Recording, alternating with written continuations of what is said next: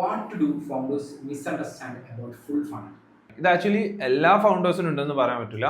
But എന്നാലും ചില ഫൗണ്ടേഴ്സിനുള്ള ഒരു മിസ്അണ്ടർസ്റ്റാൻഡിംഗ് എന്ന് പറഞ്ഞു കഴിഞ്ഞാൽ ഇത് ഫണലിൽ മാത്രമല്ല, ഇത് ആക്ച്വലി ബിസിനസ്സിന് ഏറ്റവും കണക്റ്റഡ്. ലൈക്ക് ഡയറക്റ്റ് ആഡ്സ് അങ്ങോട്ട് റൺ ചെയ്യുന്ന സമയത്തേക്ക് ഡയറക്റ്റ് ഒരു ലീഡ് ക്യാമ്പയിൻ അല്ലെങ്കിൽ സെയിൽസ് ക്യാമ്പയിൻ റൺ ചെയ്യുമ്പോഴേക്കും ഒരു സെയിൽസ് ഒറ്റയടിക്ക് അങ്ങോട്ട് വരും എന്നുള്ളൊരു തെറ്റിദ്ധാരണ. ഇത് വലിയൊരു മിസ്കോൺസെപ്ഷൻ. അതായത് നമ്മളെ ബിസിനസ്സിന്റെ inside product, offer, landing page, ഈ ഏരിയാസ് ഒന്നും നമ്മൾ റെഡി ആക്കാണ്ട് പ്രോപ്പർലി നമ്മൾ ഓഡിയൻസിനെ വാമപ്പ് ചെയ്യാണ്ട് നമ്മൾ ഡയറക്റ്റ് കൊണ്ട് സെയിൽസ് ക്യാമ്പയിൻ റൺ ചെയ്ത് കഴിഞ്ഞാൽ ഓഡിയൻസ് ഇത് സ്കിപ്പ് ചെയ്ത് പോകും.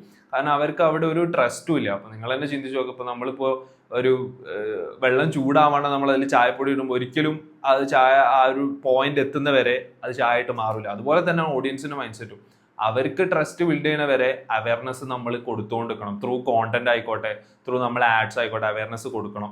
ആഫ്റ്റർ ദാറ്റ് നമ്മൾ ആ ഒരു എൻഗേജ്മെന്റ് സ്റ്റേജിലേക്ക് മാറ്റി ഓഡിയൻസിന്റെ ഒരു മൈൻഡ് സെറ്റ് എന്താണെന്ന് മനസ്സിലാക്കി പിന്നീട് നമ്മൾ അത് കൺവേർഷൻ സ്റ്റേജിലേക്ക് നമ്മൾ എത്തിക്കാൻ പാടുള്ളൂ.